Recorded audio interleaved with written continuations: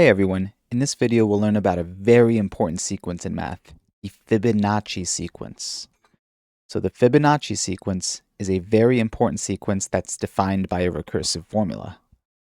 So we use f sub n to represent the nth term of the Fibonacci sequence, f standing for Fibonacci, and it's defined like this. So f sub n is simply f sub n minus 1 plus f sub n minus 2. And then we know the first term, f sub 1, is, or f sub 0 rather, is 1. So it starts at f sub 0, that's the first term.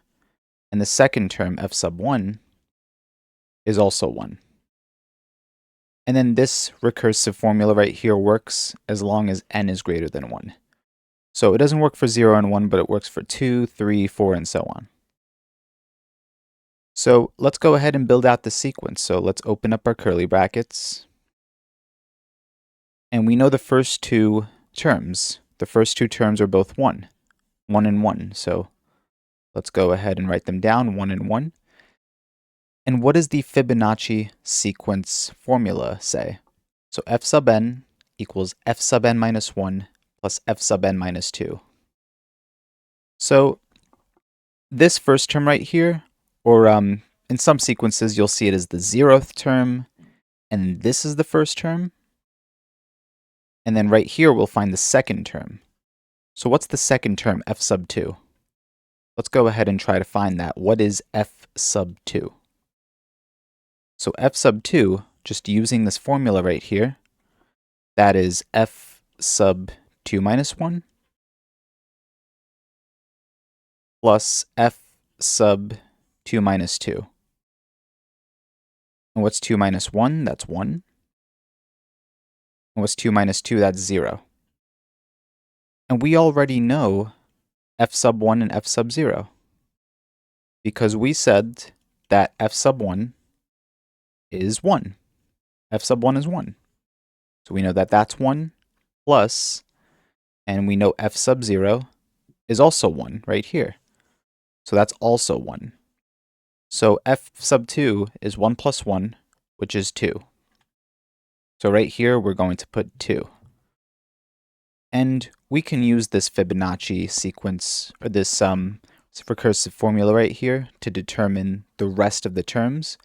But a quick little shortcut is all we have to do for the Fibonacci sequence, let me just rewrite that too, is just add the last two terms.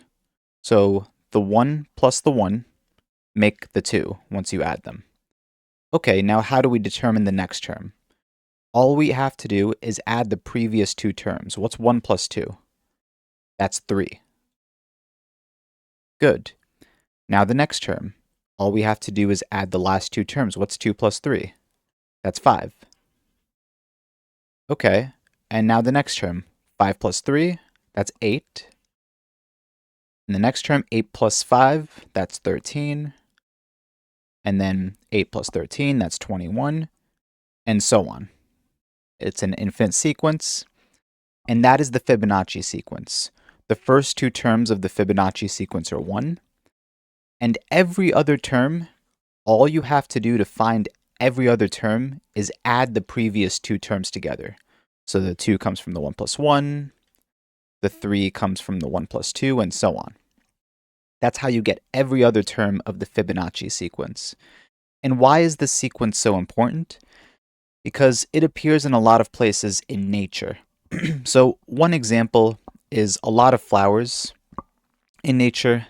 They have the amount of flower petals that a flower has is usually equal to one of these Fibonacci numbers. So if we keep the sequence going, 13 plus 21, that's 34. So 34 is also a Fibonacci number. A lot of flowers like daisies have 34 petals. Lilies often have 3 petals, which is also a Fibonacci number right here, 3. And that's just one of the applications, but you'll see Fibonacci numbers and the Fibonacci sequence in particular appear in a lot of places in nature. and that's why it's important to understand.